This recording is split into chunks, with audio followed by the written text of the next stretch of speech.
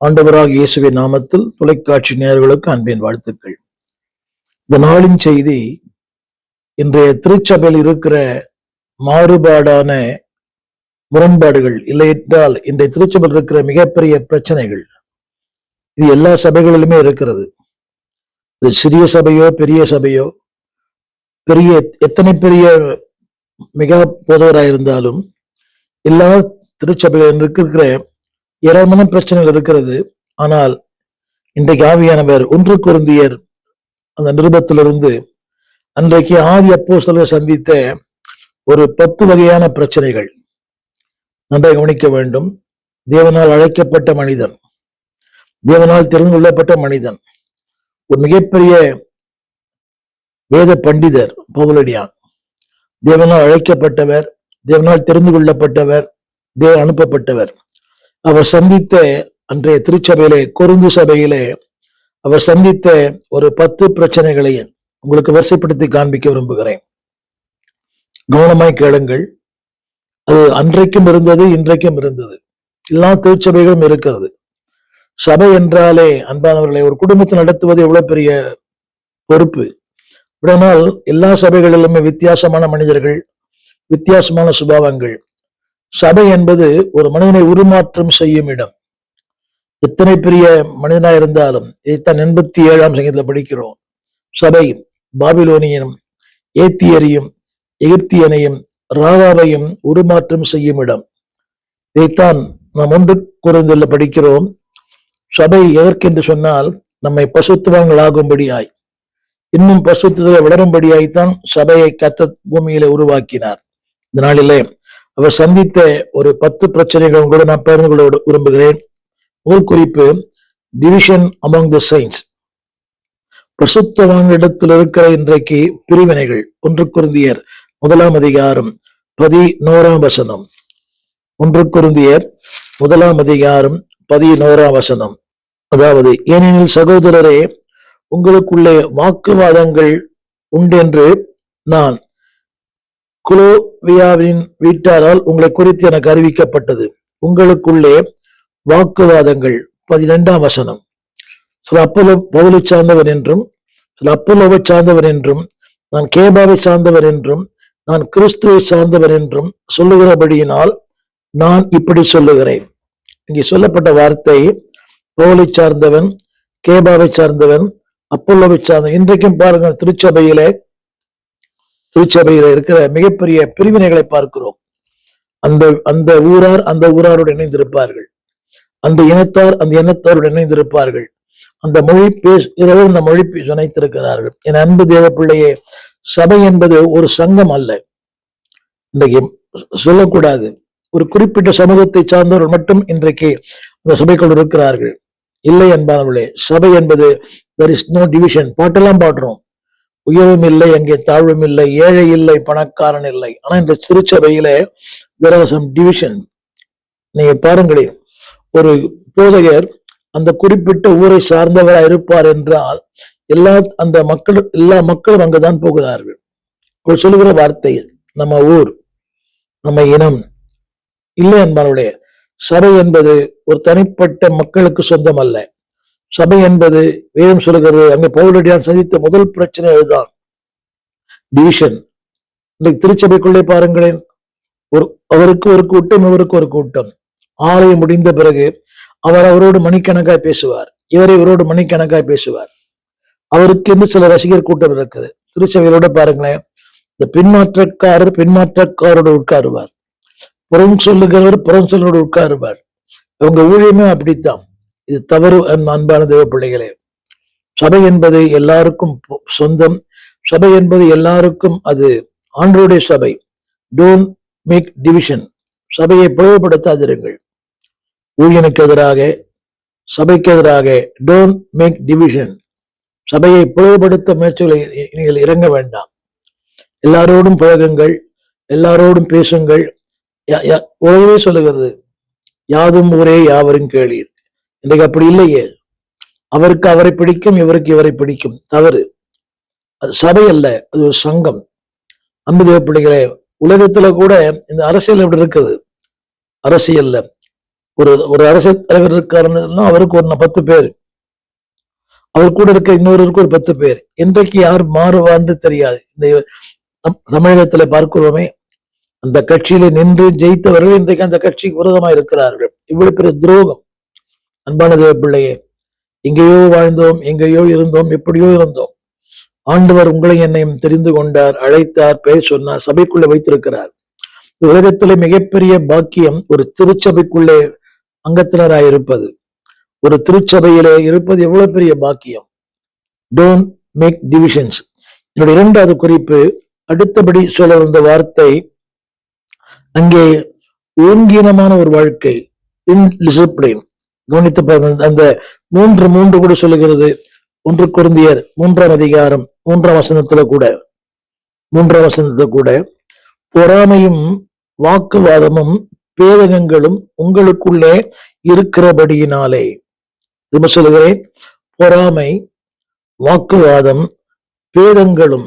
Understand? பேதங்கள், divisions. அடுத்து உங்களுக்குள் இருக்கிறபடியினாலே. இது யார் என்றால், இவர்கள் மாம்சத்துக்குரியவர்கள், இவர்கள் ஆவிக்குரியவர்கள் அல்ல. வசனம் சொல்லுகிறது, மாம்சத்துக்குரியவர்களாய் இருந்து மனுஷ மார்க்கமாய் நடக்கிறார்கள். திரும்ப திரும்ப சொல்லுகிறேன் இந்த வார்த்தை, பொறாமை, வாக்கு. ஏன் அவருக்கு உங்களை பிடிக்கவில்லை? யோசித்து பாருங்கள். இன்னைக்கு தவறு. இவர் சொல்றாரு, எனக்கு அவர் ஒத்து வரல. அது சபை அல்லையே. சபை என்பது அன்பானுடைய வேதத்தில் பாஸ்கரும் அவர்கள் ஒருமித்திருந்தார்கள், ஒருமனப்பட்டு ஒரு இடத்துல கூடியிருந்தார்கள். இன்றைக்கு சபையில டிஸ்பியூட், பட்டிமன்றங்கள், பொறாமை. அவரை கர்த்தர் பயன்படுத்துகிறார், இவரை பயன்படுத்துகிறார், போதகர் அவரையேக்கு வாய்ப்பு கொடுக்கிறார். பொறாமை வேண்டாம். ஒரு போதகன் ஒருவனுக்கு வாய்ப்பு கொடுப்பதில்லை, ஆண்டவர் தான் தருகிறார். திரும்ப சொல்லுகிறேன், பொறாமை வேண்டாம், வாக்குவாதம் வேண்டாம், அந்த டிஸ்பியூட், பேதகங்கள். அந்த அந்த சொல்லப்பட்ட வார்த்தை, உடைய பேதகங்களும் உங்களுக்குள் இருக்கிறபடியினாலே. அது அழுத்தி ஆவியான சொல்லுகிறார், இருக்கிறபடியினாலே. நீங்கள் மாம்சத்துக்குள்ளாய் இருக்கிறபடியினால், இப்போ அது சொல்லப்பட்டிருக்கிறது, நீங்கள் மாம்சத்துக்குள் இருக்கிறபடினாலே மனுஷ மார்க்கமாய் நடக்கிறீர்கள். எப்படி ஆவி என்று சொல்ல முடியும்? ஒரு ஆவிக்குரியவனுக்கு இருக்கிற அந்த வாழ்க்கை வித்தியாசமானது, மனுஷ பிரகாரமாய் வேண்டாம். 2வது அதில் சொல்லப்பட்டிருக்கிறது டிவிஷன்ஸ். 2வது குறிப்பை நான் சொல்ல விரும்புகிறேன், அதாவது இன்டிசிப்ளின். இந்த திருச்சபையிலே ஒழுங்கீனமான வாழ்க்கை. வாசிக்கிறேன், கேளுங்கள். 1 கொரிந்தியர் 5ஆம் அதிகாரம் 17ஆம் வசனம். 1 கொரிந்தியர் 5:17. 1 கொரிந்தியர் 5ஆம் அதிகாரம் 1 முதல் 7 வசனங்கள் வரை அந்த வார்த்தை சொல்லப்பட்டது. அதாவது இன்டிசிப்ளின் லைஃப், ஒழுங்கீனமான வாழ்க்கை. நான் படிக்கிறேன், கேளுங்கள். இது தவறு, இது படிப்பதற்கு அவ்வளவு விருப்பமான ஒன்று அல்ல. உங்களுக்குள்ள விபச்சாரம் முன்னென்று நான் கேள்விப்படுகிறேனே. இன்னொரு வார்த்தை சொல்லப்பட்டிருக்கிறது, தவறான உறவுகள், தவறான தொடர்புகள். யோசித்து, இது எங்கே தெரியுமா? உங்களுக்குள்ளே. 1 எழுதப்பட்டிருக்கிறது, பசுத்தவான்களுக்குள்ளே, திருச்சபைக்குள்ளே, உங்களுக்குள்ளே. அது பிரசித்தமாக சொல்லப்படுகிறதே. கவனித்து பாருங்கள். மாத்திரமல்ல, அதாவது இப்படிப்பட்ட காரியம் செய்தவனை உங்களை விட்டு நீக்காமலும், அதாவது துக்கப்படாமலும் இருமாப்படைந்திருக்கிறீர்கள். நிறைய போட்டிருக்குது, அதுல நிறைய போட்டிருக்குது. இதுல வேதம் சொல்லுகிறது, அவைகளை நீங்கள் புறம்பே தள்ளுங்கள். 5, 6, 7. அப்படிப்பட்டவர்களை சாத்தானுக்கு ஒப்பு கொடுக்க வேண்டும் என்று தீர்ப்பு செய்கிறேன். என்னுடைய கருத்து என்னவென்றால், விபச்சாரம் மட்டுமல்ல, இன்டிசிப்ளின் லைஃப், ஒரு ஒழுங்கீனமான ஒரு வாழ்க்கை, ஒழுக்கமில்லாத வாழ்க்கை. திரும்ப திரும்ப இது திருச்சபைக்குள் இருக்கிறது. விபச்சாரம் என்பது ஒன்றை அதிகமாய், தேவனை விட ஒன்றை அதிகமாய் நேசிப்பது, தேவனை விட ஒரு காரியத்துக்கு அதிக முக்கியத்துவம் கொடுப்பது. இதை கேட்டுக்கொண்டிருக்கிற அன்பு தேவ பிள்ளையை, விபச்சாரம் என்பது உண்மையில்லாத ஒரு வாழ்க்கை. ஒரு கணவனுக்கோ மனைவிக்கோ உண்மையில்லாத துரோகம் பண்ணுவது விபச்சாரம். இங்கே சொல்லப்பட்ட சரீர விபச்சாரம் மட்டுமல்ல, ஆவியில நாட் லாயல், உண்மை இல்லாத ஒரு வாழ்க்கை. தேவனுக்கு உண்மை இல்லை, போதகனுக்கு உண்மை இல்லை, சபைக்கு உண்மை இல்லை. உண்மையா இருங்கள். இல்லைன்னா சபைக்கு நீங்க போக வேண்டிய அவசியமே இல்லை. Not loyal. நீங்க அனைவரே பார்க்கிறேன், இந்த காணிக்கை தசமம் கூட, தசமாக என்பது வேறு, காணிக்கை என்பது வேறு. அந்த தசமபாகத்தை 10 ஊழியக்காரர்களுக்கு அனுப்புவது.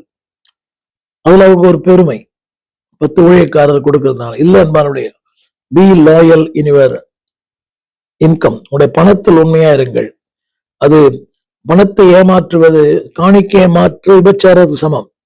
நீங்க ஒத்துக்கொள்ள மாட்டீங்க. காணிக்கை தசமபாகத் வேதம் சொல்லுகிறது, இவர் ராபர், நீங்கள் ஏமாற்றினீர்களே. வல்கியாவில நீங்கள் தமிழ் வேதத்துல இப்படி போட்டு நீங்கள் வஞ்சிக்கிறீர்கள். ஆங்கில வேதத்துல யுவர் ராபர், ஆண்டவரை திருடுகிறீர்கள். என்னோட முதல் குறிப்பு டிவிஷன்ஸ். இரண்டாவது அதாவது இன்டிசிப்ளின் லைஃப், ஒழுக்கமில்லாத ஒழுங்கீனமான ஒரு வாழ்க்கை. இதைத்தான் இந்த 7ஆம் வசனம் போட்டுருது. அதாவது கொஞ்சம் புளித்தமா, சின்ன காரியங்கள் தான், சிறுநரிகள் தான், குழிநரிகள் தான், ஆனா சபையை கெடுக்கிறது. அன்பு தேவ பிள்ளையே, நீ அதாவது கொஞ்சம் பேர் தான் சபையில பாருங்க, 2 பேர் இருப்பாங்க சபையில, வில்லன்கள். அந்த 2 வில்லன்கள் 100 கதாநாயகர்களை கலங்க பண்ணுவார்கள்.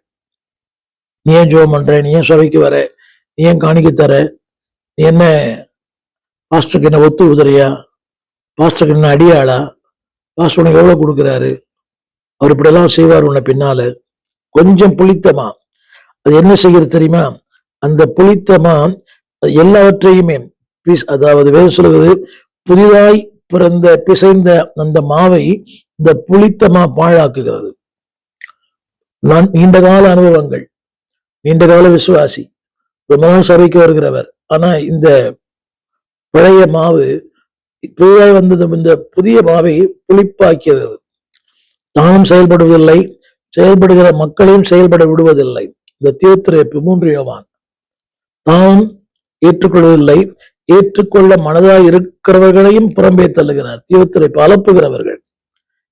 இன்டிசிப்ளின், முதல்ல சொன்ன டிவிஷன்ஸ். இரண்டாவது டிசிப்ளினரி, அதாவது அதுக்கு செதுமனையான வார்த்தை ஒழுங்கில்லாத வாழ்க்கை. மூன்றாவது டிஃப்ராட், சொல்லப்பட்ட வார்த்தை 1 கொரிந்தியர் 6ஆம் அதிகாரம் 8ஆம் வசனம். 1 கொரிந்தியர் 6:8. நீங்கள் அநியாயம் செய்கிறீர்களே, அநியாயம் செய்கிறீர்கள், நஷ்டப்படுத்துகிறீர்கள், சகோதரருக்கும் அப்படி செய்கிறீர்கள். இந்த வார்த்தை கவனிக்க வேண்டும். அநியாயம் செய்கிறது, நஷ்டப்படுத்துவது, சகோதரருக்கும் அப்படி செய்வது. தொடர்ந்து 13ஆம் வசனத்தில் கூட, 13ஆம் வசனம் ஆங்கிலத்துல பயன்படுத்தப்பட்ட வார்த்தை, அன்பானவர்களே, டிஃபைல்மெண்ட். எல்லாமே டீல வரும். டிஃபைல்மெண்ட் அதாவது தீட்டுப்படுத்துவது, தீட்டுப்படுத்துவது. இங்கே 13:13 இருந்து 13:14-15 கிறிஸ்துவின் அவயவங்களாயிருங்கள்.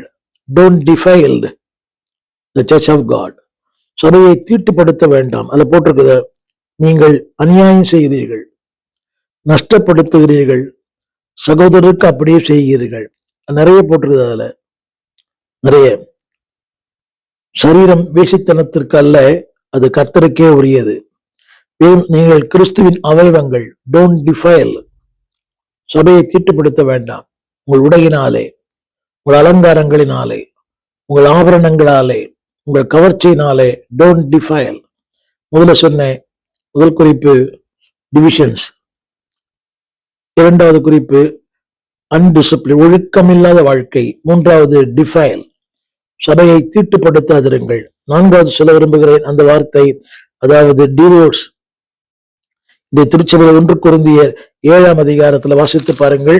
இந்த திருச்சபைகளில் அதிகமாக விவாகரத்துக்கள்.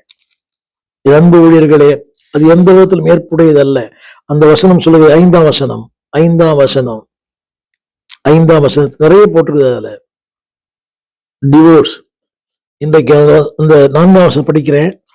மனைவியானவள் தன் சுய சரீரத்திற்கு அதிகாரி அல்ல, புருஷனே அதிகாரி. என்னை கேட்டுக்கொண்டிருக்கிற அன்பு சகோதரியே, சகோதரனே, நீங்கள் உங்களுக்கு அதிகாரி அல்ல. கணவனுக்கு மனைவி, மனைவிக்கு கணவன். வசனம் சொல்லுகிறது. அந்த 7ஆம் அதிகாரத்தை பாருங்களேன், கொஞ்சம் வேதத்தை எடுத்து. அடிக்கடி ஒரு வார்த்தை வருது, கணவன் மனைவி, கணவன் மனைவி, புருஷன் மனைவி. நடுவில் ஒரு வார்த்தை வருகிறது அந்த 7ஆம் அதிகாரத்துல 5ஆம் வசனத்துல, சாத்தான். நன்றாக கவனிக்க வேண்டும். ஆவிக்குரிய குடும்பங்களிலே இன்றைக்கு இருக்கிற மிகப்பெரிய பிரச்சனை இதுதான். ஈகோ, நீயா நானா, நான் பெரிய நீ பெரியவன் இல்லை அன்பானவர்களே. இங்க சொல்லப்பட்ட வார்த்தை அதாவது ஆங்கிலத்தில் டிவோர்ஸ், அதாவது சேர்ந்து வாழுங்கள். பிரச்சனைகள் இருக்கலாம், போராட்டங்கள் இருக்கலாம். திரும்ப சொல்லுகிறேன், விவாகரத்து உங்கள் வாழ்க்கை முடிவல்ல, அது இன்னும் உங்களை பாவத்துக்குள்ளே நடத்தும். ஏனதான் தேவன் சொல்லுகிறார் மல்கியாவிலே, நான் தள்ளி விடுதலை வெறுக்கிறேன், டிவோர்ஸ். 5வது குறிப்பு, ட்ரிங்கிங் அண்ட் ஈட்டிங். இது உங்களுக்கு புரியா நினைக்கிறேன். 1 கொரிந்தியர் 8ஆம் அதிகாரத்தை வாசித்து பாருங்கள். 1 கொரிந்தியர் 8, 9, 10. இன்னைக்கு ஜனங்களுக்குள்ள இதுதான் இன்னைக்கு முக்கியமா இருக்குது, புசிப்பும் குடிப்பும். பாருங்களேன், உபவாஜபத்துக்கு வருவதற்கு ஆட்கள் இல்லை.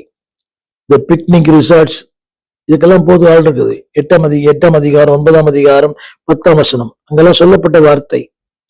அங்கே புசிப்பும் குடிப்பும் 8ஆம் சில வசனங்களை வாசிக்கிறேன் கேளுங்கள். அதாவது 8ஆம் அதிகாரத்துல கூட இருக்கிறது, புசிப்பும் குடிப்பும். இங்க சொல்லப்பட்டிருக்கிற வார்த்தை, விக்கிரங்களுக்கு படைக்கப்பட்டவர்களை குறித்த விஷயத்தில் நாம் எல்லாருக்கும் அறிவு உண்டு என்று நான் நம்புகிறேன். அறிவு இருமாப்பை உண்டாக்கும், ஆவியோ பக்தி விருத்தியை உண்டாக்கும். எல்லாரும் கேட்கிற கேள்வி, இது பரவாயில்லை, அது பரவாயில்லை, இது பரவாயில்லை, இது பரவாயில்லை. அந்த 9ஆம் அதிகாரம் கூட, 9ஆம் அதிகாரத்துல 4ஆம் வசனம், புசிப்பும் குடிப்பும். இன்னைக்கு மக்களுக்கு அதுல இருக்கிற நாட்டம் பாருங்களேன். அன்னைக்கு எல்லாரும் வந்துடுறாங்க, எல்லா திருச்சபைகளிலே இந்த விருந்து உபசரிப்பு நிறைய சபையில அன்பின் விருந்து, ஐக்கிய விருந்து, அது தவறு அல்ல. ஆனா அதுல இருக்கிற நாட்டம் இதில் இல்லை, ஜபத்தில் இல்லை, உபவாசத்தில் இல்லை, கூடுகையில் இல்லை, ஊழியத்தில் இல்லை. திரும்ப புசிப்பதும் குடிப்பதும். இன்னைக்கு திருச்சபையில தான் இன்னைக்கு அதிகமா இருக்கிறது. won't என்ஜாய் இல்லன்னு நான் உங்களுக்கு தெரிய நினைக்கிறேன். ரிசார்ட்டுக்கு போக சொன்னா 6 மணிக்கு வராங்க, ஜபத்துக்கு 12 மணிக்கு வராங்க. எவ்வளவு துக்கமான ஒரு வார்த்தை. போங்க, but drinking and eating not the object.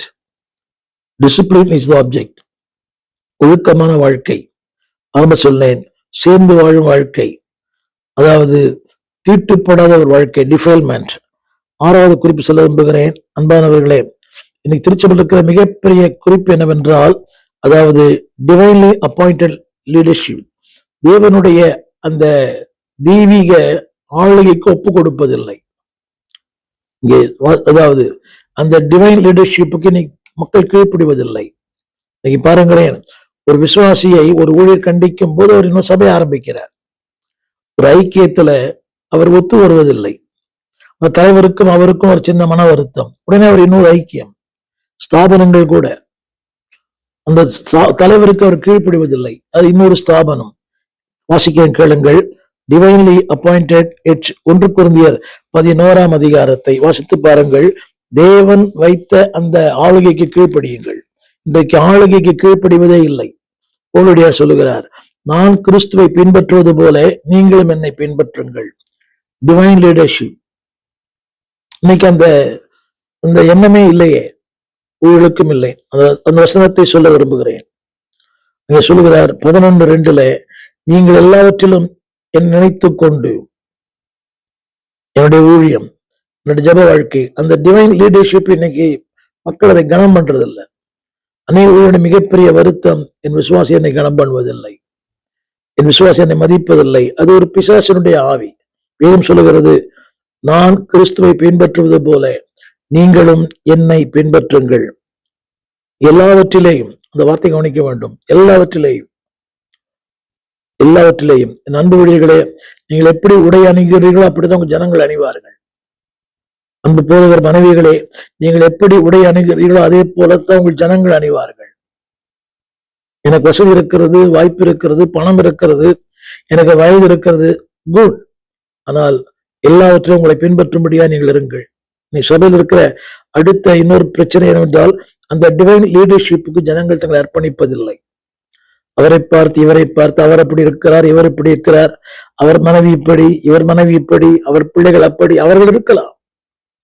நீங்கள் ஒரு மாதிரியான தலைவர்களாய் அல்ல, ஒரு மாதிரியான விசுவாசிகள் அல்ல, முன்மாதிரியான விசுவாசிகளாய் இருக்க கர்த்தர் அழைத்திருக்கிறார். டிவைன் லீடர்ஷிப் இன்னைக்கு சபையிலே குறைந்து இருக்கிறது. அடுத்து 7வது குறிப்பை நான் சொல்ல விரும்புகிறேன். டிசார்டர் இந்த லார்ட் சாப்பர். நீ திருச்சபையிலே அந்த திருவிருந்துல ஒரு ஒழுங்கே இல்லை. எல்லாரும் மனம் திரும்பாதவர்கள், மனம் திரும்பினவர்கள், குடிக்கிறவர்கள் எல்லாருக்கும் திருவிருந்து. அன்பான தேவ பிள்ளைகளே, பாவம், அசுத்தம், அநியாயம். நீங்களாகவே தேவ கோபாக்கினையை உங்களுக்குள்ள வருவித்துக் கொள்ள வேண்டாம். டிசார்டர் இன் லார்ட்ஸ் சப்பர். வாசிக்கிறேன் கேளுங்கள். அந்த வசனம் 1 கொரிந்தியர் 11ஆம் அதிகாரம் 20ஆம் வசனம். இது எல்லா திருச்சபையிலும் வாசிக்கப்படுகிறது. 1 கொரிந்தியர் 11:20. புசிப்பதற்கும் குடிப்பதற்கும் உங்களுக்கு வீடுகள் இல்லையா? தேவனுடைய சபையை அசட்டை பண்ணி இல்லாதவர்களை வெட்கப்படுத்தி நான் உங்களுக்கு என்ன சொல்லுவேன்? இந்த வசனத்தை படிக்கிறேன் கேளுங்கள். புசிப்பதற்கும் குடிப்பதற்கும் வீடுகள் இல்லையா? தேவனுடைய சபையை அசட்டை பண்ணி, ஆரம்பத்துல சொன்னேன், டிஃபைல்டு, தீட்டுப்படுத்துவது, ஒழுங்கீனமான வாழ்க்கை, not in order, not in discipline. Tamil அங்கே ஆங்கிலம் சொல்லப்பட்ட வார்த்தை அங்கே டிஸ்ஒபீடியன்ஸ் இன் லார்ட் சப்பர். இப்படித்தான் வர வேண்டும். Disobedience in search coming. சபைக்கு எனக்கு எப்படி வராங்க? தலை விரித்து போட்டு, தலைவிரி கோலத்தோடு, ஆண்கள் கூட கொண்டை போட்டு, ஆண்கள் கம்மல் போட்டு, பெண்கள் அப்படித்தான். சபைக்கென்று ஒரு ஒழுக்கம் இருக்கிறது அல்லவா? கவர்ச்சியான, அடுத்தவர்கள் அருவருக்கப்படத்தக்க ஒரு அலங்காரம் வேண்டாம். வேதம் சொல்கிறது, நீங்கள் தேவனுடைய சபையை அசட்டை பண்ணி இல்லாதவர்கள் வெட்கப்படுத்துறீங்களே. உங்களை பார்க்கும் அடுத்து ஒரு மோச சுழிக்க கூடாது. அடுத்தவங்க வெட்கப்படுற அளவுக்கு நீங்க, சகோதரியே சகோதரனே, டோன்ட் டிஸ்பைஸ். ஆங்கிலத்துல பயன்படுத்தப்பட்ட வார்த்தை டிசார்டர். ஒழுங்கீனமா இருக்க வேண்டாம் சபையில. உங்க விருப்பத்துக்கு வருவது 10 மணி 12 மணிக்கு ஆராதனை முடியும் போது பார்க்கிறேன், 24 மணி நேரமும் மொபைல் கையுமா இருக்கிறார்கள். ஆலயத்துல கூட என்னதான் தெரியல, இந்திய நாட்டின் பொருளாதாரத்தை அவர்கள் நிர்ணயிக்கிறார்கள் என்று தெரியவில்லை. Don't be disorder. அடுத்து 8வது குறிப்பு, டிஸ்ட்ரிபியூஷன் ஆஃப் காட்ஸ் கிஃப்ட்ஸ். தேவன் தந்த வரங்களை மதிப்பதே இல்லை. வார்த்தையை படிக்கிறேன் கேளுங்கள். 12ஆம் அதிகாரம், அதுல 1 கொரிந்தியர் 12ஆம் அதிகாரம், அதுல சொல்லப்பட்டிருக்கிறது, அதாவது தேவனுடைய வரங்களை குறித்து அவளுக்கு மனதே இல்லை. அது எனக்கு தேவையில்லை. எனக்கு வரமும் வேணாம், வல்லமை வேணாம், ஏதோ வருவேன் போவேன். இது பெரிய வேடிக்கை என்னவென்றால், அனைவருடைய சபைக்கு போகிறவர்களுக்கு சபை பேரே தெரியாது. ஒருத்தரை பார்த்து கேட்கிறேன், உங்க சபையின் போதகர் பேர் என்ன? அவர் மனைவியை பார்த்து கேட்கிறார். சபையின் பேரும் தெரியல, போதகரும் பேரும் தெரியல. அது வரங்களை பற்றி அவர் என்ன பண்ணணும்? ஆவிக்குரிய சபைக்கு போகிறவர். இது உண்மை, சத்தியம். வேதம் சொல்லுகிறது, நீங்கள் அஞ்ஞானிகளைப் போல் இருக்க வேண்டாம். அன்னைக்கு ஊமையான விக்கிரங்களை ஆராய்த்தோம். ஆனா இன்னைக்கு வேதம் சொல்லுகிறது, நீங்கள் வரங்களை குறித்து அறியாதிருக்க எனக்கு மனதில்லை. Distribution in God's gifts. தேவனுடைய வரங்களை விரும்புங்கள். ஏதோ ஒரு விரும்புங்க. பிரசங்கிக்கிற வரம், ஜெபம் நடத்துகிற வரம், ஆராதிக்கிற வரம், சபையில இசைக்கறி வாசிக்கிற வரம், 4 பேருக்கு உதவி செய்கிற வரம், ஏதோ ஒரு பி எ பார்ட் இன் ஒரு மினிஸ்ட்ரி. உங்க சபையில ஏதோ ஒரு அங்கமா இருங்க. சும்மா போயிட்டு வர்றது வேஸ்ட். உங்க நேரமும் ஒரு பிரயோஜனம் கிடையாது. 8 மணிக்கு ஆராதனைக்கு 10:30 மணிக்கு போறது, 8 மணி ஆராதனைக்கு 11 மணிக்கு போறது, எவ்வளவு அவலட்சணம். காலதாமதமாய் ஆலயத்துக்கு செல்வது, ஆண்டவர் அவமானப்படுத்துவது. Don't despise God, don't disgrace God. இது பயன்படுத்தப்பட்ட ஆங்கில வார்த்தை. அன்பானவர்களே, உங்களுக்கு கொடுக்கப்பட்ட வரங்களிலே இன்னைக்கு வரங்களை பற்றி ஜனங்களுக்கு அக்கறையே இல்லை. அது யாரும் பேசுவதும் இல்லை. ஏதோ ஒரு வரத்தை விரும்புங்கள். நன்றாய் பேச வேண்டும், நிறைய ஆராதிக்க வேண்டும், நன்றாய் துதிக்க வேண்டும். ஏதோ ஒரு விதத்துல நான் எழுபதிலே சபைக்கு போனேன். அன்றைய செய்தியாளர் நான் பேசும்போது எனக்குள்ளே ஒரு தாகம், அப்படி பேச வேண்டும், வார்த்தையை போதிக்க வேண்டும். நான் வளர்ந்த என்னுடைய போதகர் பாஸ்டர் ஹென்றி ஜோசப் அவர்கள், எத்தனையோ தேவமணியோட செய்தியை கேட்டேன். தியோடர் வில்லியம்ஸ், ஒரு மிகப்பெரிய தேவ மனிதர்களை வார்த்தையை கேட்டிருக்கிறேன். அவரெல்லாம் கேட்கும்போது, சாம் கமலேசன், இதெல்லாம் கேட்கும்போது, அன்பான தேவ பிள்ளைகளே, அதை விரும்புங்கள். இல்லை சொல்லப்பட்டிருக்கிறது, ஆவிக்குரிய வரங்களை குறித்து அறியாதிருக்கிற மக்கள் இன்றைக்கு ஏராளம் திருச்சபையில. அதை போதிக்கிறதும் இல்லை. என் அன்புடையர்களே, teach the gifts of spirit. ஆவியின் கனிகளை சொல்லுங்கள், ஆவியின் வரங்களை கற்றுக் கொடுங்கள். அதுல எந்த விதமான தயக்கம் வேண்டாம். அவர் உங்களுக்கு போட்டியா வரவே முடியாது. ஒரு ஊழியனுக்கு போட்டியா எந்த ஒரு ஊழியன் எழும்ப முடியாது. நோ, நீங்கள் தனித்தன்மை வாய்ந்தவர்கள். Train your people. வரங்களை, அவளுக்குள்ள வரங்களை impart your talent, impart your anointing to them. உங்களுக்கு வரங்களை அவளுக்குள்ளே தாருங்கள். என்னுடைய ஊழியத்துல நூற்றுக்கணக்கான ஊழியர்களை உருவாக்க தேவன் அனுக்கிரகம் செய்திருக்கிறார். நூற்றுக்கணக்கான ஊழியர்களை. ஒரு முறை என்னுடைய போதகர் ஹென்றி ஜோசப் அவருடைய கடைசி காலத்துல அவரை சந்தித்தேன். அவர் மிகுந்த வியாதிப்பட்டார். 93 வயது அவருக்கு. சொன்னார், அவர் என்று சொன்ன ஒரு வார்த்தை, எனக்கு ஒரு மெகா சபையின் அழைப்பு இல்லை, ஆனால் உன்னை போன்ற ஊழியர்களை உருவாக்கபடியான அழைப்பு எனக்கு தேவன் தந்தார். என்னுடைய அவரால் உருவாக்கப்படுகிற நிறைய பேர் இன்னைக்கு சொல்லிக்கொண்டே போகலாம். புது வழியில நல்லதல்ல. இன்னைக்கு இருக்கிற மிகப்பெரிய பிரபலங்கள் அவரால் உருவாக்கப்பட்டவர்கள். என்னை கேட்டுக்கொண்டிருக்கிற அன்புடைய பிள்ளையே, டிஸ்ட்ரிபியூஷன் ஆஃப் இன்னைக்கு வரங்களை குறித்து அசதியா இருக்க வேண்டாம். வரங்களை நாடுங்கள். கடைசியாக சொல்ல விரும்புகிறேன், டினையல் ஆஃப் தி ரெசரக்ஷன். இன்றைக்கு அந்த உயிர்த்தெழுதலை குறித்து அந்த எண்ணமே இல்லை. ஆடுவோம், பாடுவோம், புசிப்போம், குடிப்போம். நித்தியத்தை குறித்து அந்த எண்ணமே இல்லை. வசிக்கிறேன், கேளுங்கள். 1 கொரிந்தியர் 15ஆம் அதிகாரம் வெளிப்பட ஆரம்பிக்கிறது. 1 கொரிந்தியர் 15. அன்றியும் சகோதரரே, அன்றியும் சகோதரரே, நீங்கள் இவைகளை குறித்து அறியாதற்கு எனக்கு மனதில்லை. அன்றியும் சகோதரரே, அந்த வசனம், அந்த அதிகாரம் முழுக்க முழுக்க உயிர்த்தெழுதல், மறுமை, நித்தியம், அழிவில்லாத வாழ்க்கை. இதைத்தான் அவர் சொல்லுகிறார். இதோ ஒரு ரகசியத்தை உங்களுக்கு அறிவிக்கிறேன். அந்த நான் கொடுக்கிற தலைப்பு என்னவென்றால், டினையல் ஆஃப் தி ரெசரக்ஷன். இன்றைக்கு ஒரு தவறான உபதேசங்கள் நிறைய பேர் சொல்றாங்க, ரகசிய வருகை இல்லை, பகிரங்க வருகைதான். இல்லை அன்பானவர்களே, டினையல் தி டாக்ட்ரின். சத்தியத்தை மறுதலிக்கிற மக்கள் ஏராளம். புசித்தால் என்ன, குடித்தால் என்ன, பாடினால் என்ன, ஆடினால் என்ன, டினையல் ஆஃப் தி டாக்ட்ரின். இன்றைக்கு அதை கேட்ட மாதிரி நிறைய இளம் ஊழியர்கள் வருகிறார்கள். எப்படி வேணா இருக்கலாம். ரொம்ப கொடுமை. வெறும் பனியன் போட்டு பிரசங்கம் பண்றது, டிஷர்ட் போட்டு பிரசங்கம், பட்டன் ஒன்னும், அதாவது தலைவிரித்து ஆடுகிறது. ஒருவர் அன்றைக்கு பார்க்கிறேன், ஷார்ட்ஸ் போட்டு பிரசங்கம் பண்றார். இது உண்மை. கெட்ட வார்த்தைகள் எல்லாம் பயன்படுத்துறார். Denial of the doctrine. கடைசியாக அப்படி இருக்கும். கடைசியாக சொல்ல விரும்புகிறேன், அதாவது கொடுப்பதில் கூட ஏமாற்றம். இன்னைக்கு டொனேஷன் ஆஃப் தி லார்ட், தேவனுக்கு கொடுப்பதில் 1 கொரிந்தியர் 16ஆம் அதிகாரம் 1 கொரிந்தியர் 16:2. அதாவது உங்கள் வரவுக்கு தக்கதாக நீங்கள் தாருங்கள். வரவுக்கு தக்கதாக. சின்ன கேள்வி, தேவனுடைய பிள்ளையே, உங்கள் சம்பாத்திக்கு தக்கதாக நீங்க காணிக்க போடுறீங்களா? சில பேர் அதே 100 ரூபாய், அதே 500 ரூபாய், 50,000 சம்பளம் வாங்கினால் அதே 500 ரூபாய் தான், அதே 100 ரூபாய் தான். மனசாட்சி இல்லாத துக்கமான ஒன்று. வேதம் சொல்லுகிறது, உங்கள் வரவுக்கு தக்கதாக. அந்த வசனம் பண்றது, அதாவது முதல் நாள் தோறும் உங்கள் வரவுக்கு தக்கதாக. அந்த வசனம், உங்கள் வரவுக்கு தக்கதாக.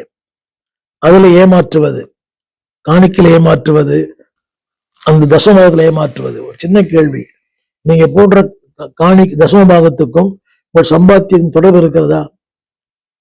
இன்னைக்கு திருச்சியில் இருக்கிற ஒரு 10 பிரச்சனைகள். Number 1 divisions. நம்பர் 2 டிசிப்ளின், அதாவது டிசிப்ளின் இல்லாத ஒரு வாழ்க்கை. அந்த டீக்காக எடுத்துக்கொண்டேன், நோ டிசிப்ளின். 3வது டிஃபைல்மெண்ட், சபையை தீட்டுப்படுத்துவது. திருவிருந்துல சுத்தத்தோடு சில பேரை பார்க்கிறேன், இந்த துர்நாற்றம் அப்படியே இருக்கிறது. நேற்று போட்ட பாக்கு பல்லெல்லாம் கரை இருக்குது, அவர் திருவிருந்து எடுக்கிறார். டிஃபைல்மெண்ட். 4வது டிவோர்ஸ். எந்த விதத்திலும் நியாயம்? உங்களுக்கு திருச்சபைக்கு வர்றீங்க, விவாகரத்து செஞ்சுட்டு திருச்சபைக்கு வருவது ஏற்புடையதல்ல. அது நியாயமான காரணம் இருந்தால் பரவாயில்லை, அந்த மாதிரி பண்ணிட்டாங்கன்னா பரவாயில்ல. Don't do it your self. 5வது குறிப்பு, ட்ரிங்கிங். இன்னைக்கு புசிப்பும் குடிப்பும் அல்ல ஆலயம், அர்ப்பணம், தியாகம். அடுத்தபடி இன்னொரு டி, அதாவது டிவைன் அப்பாயின்மெண்ட்ஸ், அதாவது தேவனுடைய தெய்வீக திட்டத்திற்கு தன்னை அர்ப்பணிக்காமல் இருப்பது. அந்த தலைவனுக்கு, அந்த ஊழியனுக்கு, அந்த சட்ட திட்டங்களுக்கு எல்லாரும் கேட்கிற கேள்வி என்ன, போதகர் என்ன பெரிய அதிகாரியா, ஒரு என்ன பெரிய ஆளா?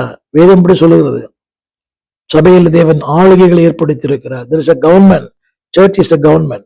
சபை என்பது ஒரு அரசாங்கம், கட்டாயம் கீழ்ப்படிந்து ஆக வேண்டும். 7வது குறிப்பு, டிசார்டர், ஒழுங்கீனமான வாழ்க்கை வேண்டாம். சபைக்கு வரும்போது ஒழுங்கத்தோடு வாங்க, நேரத்தோட வாங்க, காலத்தோட வாங்க. இப்படி வேண்டுமா உடை அணியலாம் என்று அல்ல, இப்படித்தான் வர வேண்டும். Don't be disorder. 8வது குறிப்பு, டிஸ்ட்ரிபியூஷன். அதுல சொல்லப்பட்ட வார்த்தை, உங்களுக்கு இருக்கிற வரங்களை அடுத்தவர்களுக்கும் ஷேர் இட். உங்களுக்கு ஒரு தெருவு இருக்கலாம், you may be well in editing, அதுக்கு கத்து கொடுங்க. You may be good in music, distribute that. You may be good in breaching, distribute that. உங்களுக்குள்ள என்ன வரம் இருக்கிறதோ அதை அடுத்தவர்களுக்கு தாருங்கள், திறமைகளை தாருங்கள். இது பரம ரகசியம் அல்ல. அவன் நினைக்கிறாங்க அவர்களுக்கு போட்டியாய் வருவார், வரவே முடியாது. distributes God's gifts to other people. 9வது குறிப்பு, denial the doctrine. இன்னைக்கு அநேகர் அவங்களுக்கு ஏத்த மாதிரி, அது அப்படி அல்லாது எப்படித்தான், பரவாயில்லை இல்ல, சத்தியம் என்ன சொல்லுங்க அதற்கு கீழ்ப்படியுங்கள். Don't deny the word of God. கடைசியா சொல்ல விரும்புகிறேன், டொனேஷன்ஸ், உங்களுடைய பொருட்களிலே உண்மையாயிருங்கள். நண்புடைய பிள்ளையை, இன்னைக்கு திருச்சபைக்கு இந்த 10 பிரச்சனை எல்லா சபையிலும் இருக்கிறது. நீங்கள் பிரச்சனைக்குரியவராய் அல்ல, பிரச்சனைக்கு பதில் கொடுக்கிறவாய் கர்த்தர் உங்களை மாற்றுவாராங்க. உங்களுக்காக ஜெபிக்க விரும்புகிறேன். ஜெபிப்போம். வானத்தையும் பூமியும் படைத்த நல்ல ஆண்டவரே, இந்த அருமையான வேலைக்காக நன்றியோடு துதிக்கிறோம். தேவரின் நாங்கள் நீர் விரும்புவது போல அந்த ஒரு ஒழுக்கம் உள்ளவர்களாய், உண்மை உள்ளவர்களாய், கொடுக்கிறவர்களாய், கீழ்ப்படுகிறவர்களாய், ஆண்டவரே தேவனுடைய சத்தியத்துக்கு ஆண்டவர் உடன்பட்டவர்களாய் எங்களை மாற்றும். நாட் டிசார்டர், எல்லாவற்றிலேயும் not defiled, not divorce, not divisions, பிரிந்திருக்கிற மக்களாய் அல்ல, கீழ்ப்படுகிற மக்களாய் எங்களை மாற்றும். உடைய அன்பின் கரங்களிலே எங்களை தாழ்த்தி ஒப்பு கொடுக்கிறோம். எங்கள் வாழ்க்கை அநேகருக்கு ஒரு முன்மாதிரியா இருக்கட்டும். Be an example. அநேகருக்கு ஒரு மாதிரியான வாழ்க்கை எங்களுக்கு தார். உடைய கரத்திலே தாழ்த்தி ஒப்பு கொடுக்கிறோம். ஆட்கொள்ளும், ஆசீர்வதியும், நன்மைகளால் நிரப்பும். ஆண்டவர் இயேசுவின் நாமத்தில் நல்ல பிதாவே, ஆமேன்.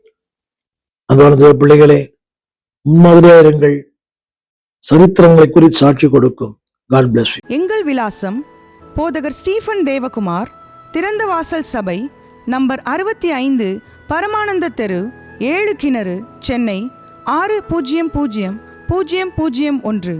தொடர்புக்கு 9841839287.